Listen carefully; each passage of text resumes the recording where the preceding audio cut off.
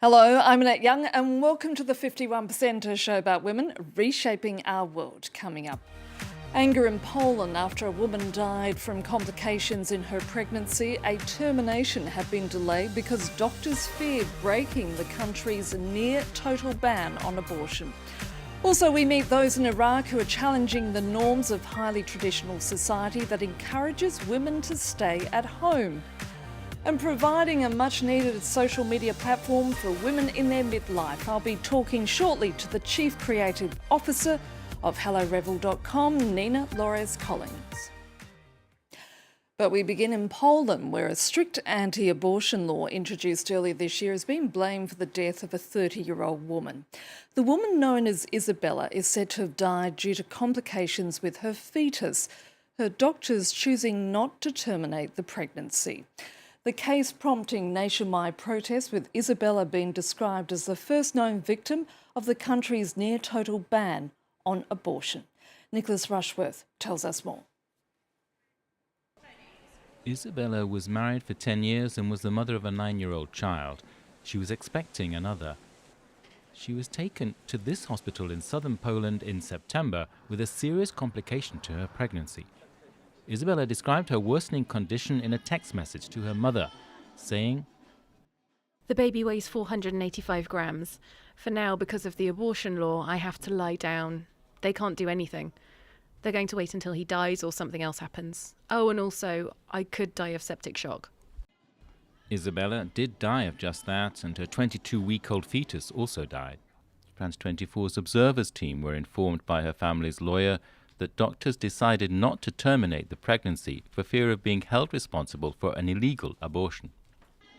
The circumstances of the deaths have prompted protests nationwide, with demonstrators chanting the slogan, "Not one more."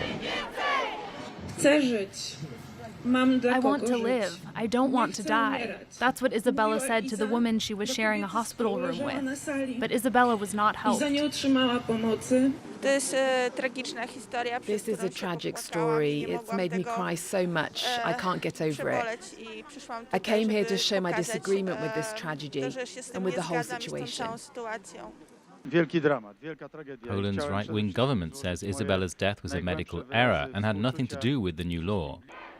The health ministry clarified legislation saying that if a mother's life is in danger, doctors must make obvious decisions about abortions. 2 doctors at the hospital were suspended after Isabella died. An inquiry is underway. NGOs want the European Commission to penalise Warsaw for not respecting EU values. Meanwhile, the Polish Parliament is getting ready to consider a bill that would make abortions punishable by 5 to 25 years in prison.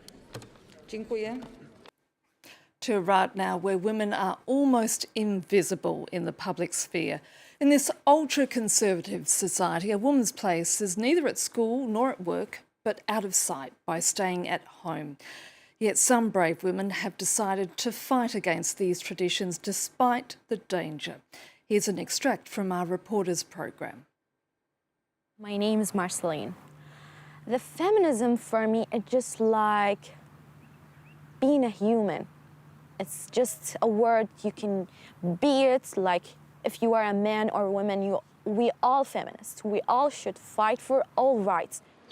Marceline is not her real first name, but it's the one that she chose and by which people now know her.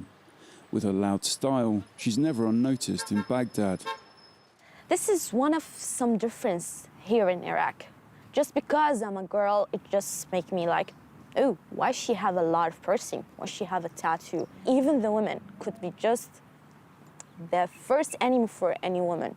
If you be in the party, even the people at the party just shocked, like, there's a girl here, because they believe that girl should be just inside the house, learn how to cook, how to raise kids, how just to focus on the man.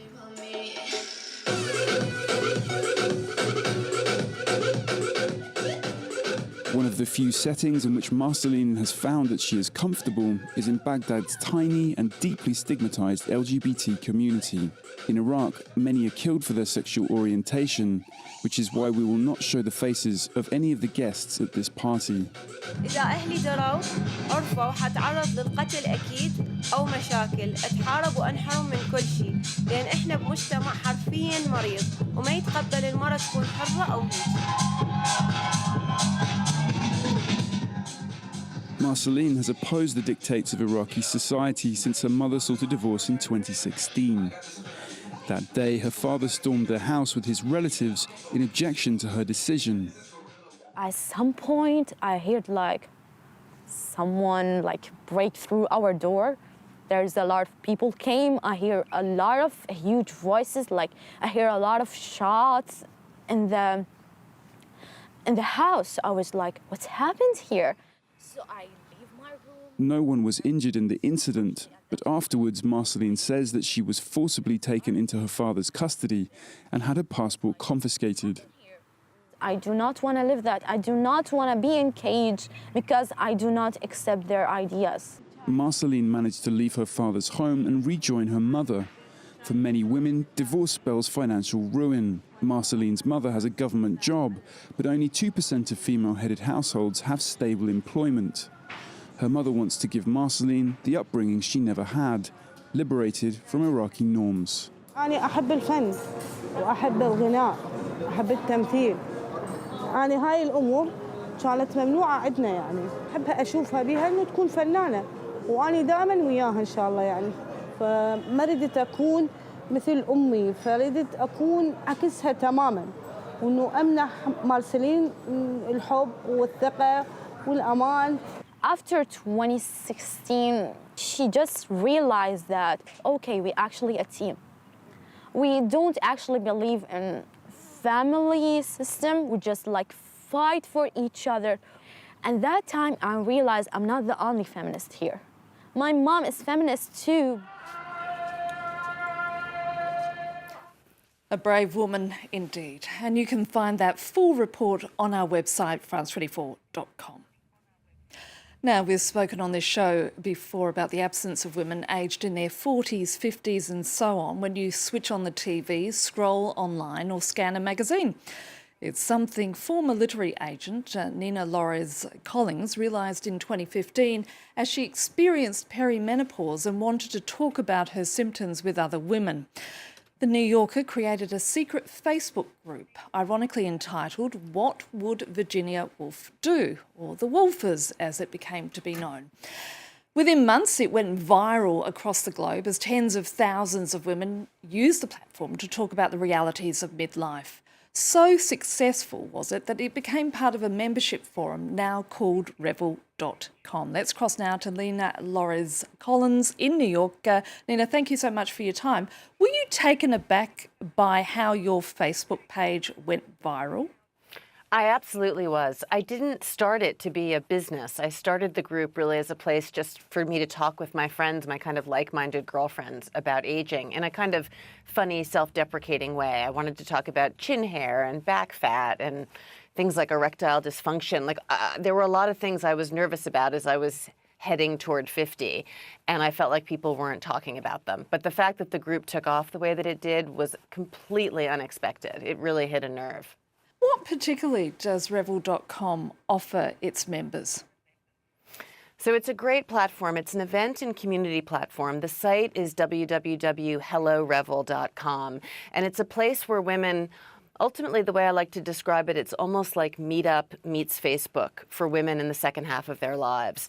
But it's a good social platform. So it's a place where women can go on and find events, create events. So if you want to create a book club or go on a hike, or I just created a roller skating party next week. We really are a safe community for women to explore, share, get confidence, feel connected. I've honestly, I created this kind of accidentally, and now it's been 6 years, and it has been life-changing for me and lots of women I know. It's really changed the way I see getting older in the most wonderful way. So that's what we want to do for everyone. It's a struggle for women aged 40, 50, 60 plus to find content that speaks to them. Yet we're one of the wealthiest demographics in many countries. So why does this still keep happening? I mean, I think honestly, there's just always been a lot of shame around aging for women, particularly. You know, men can age and women can, and that's something we're really trying to change. I mean, I feel like many women I know, and the community has honestly really reinforced that for me. I feel very much in the prime of my life. I feel, you know, wiser, calmer, happier than I ever have before. And this is, for me, really a time that I want to celebrate, but I also want to be honest about the realities of what's difficult. You know, the empty nest, our bodies changing, health issues. So I think the world has stigmatized us, and I do think women, particularly women in my generation, there's suddenly a real movement to change it. I would say the Brits are ahead of us in this. There's much more. There's menopause leave talk in the workplace. We don't have that in America yet. So I think we honestly look to the Brits for kind of inspiration on this, but we are changing the conversation here, I think. Feminism is experiencing a new surge among younger women who seem to have no problem in using their voice. Is this something that older generations can learn from? I absolutely think so. In fact, people ask me all the time, why is there this sudden interest in menopause, particularly in America, in the last kind of 5 or 6 years? And it's hard to answer these kind of, you know, why trends, why zeitgeist. I feel like Gen X women, my generation, I'm 52, I think we really feel like we're not going to go down quietly. Why shouldn't our voices be heard? Why should we be made to feel ashamed for getting older? We're fabulous. We have a ton to offer. And I do think the outspokenness of the younger generation is only helping us. And we also want to make it easier for younger women.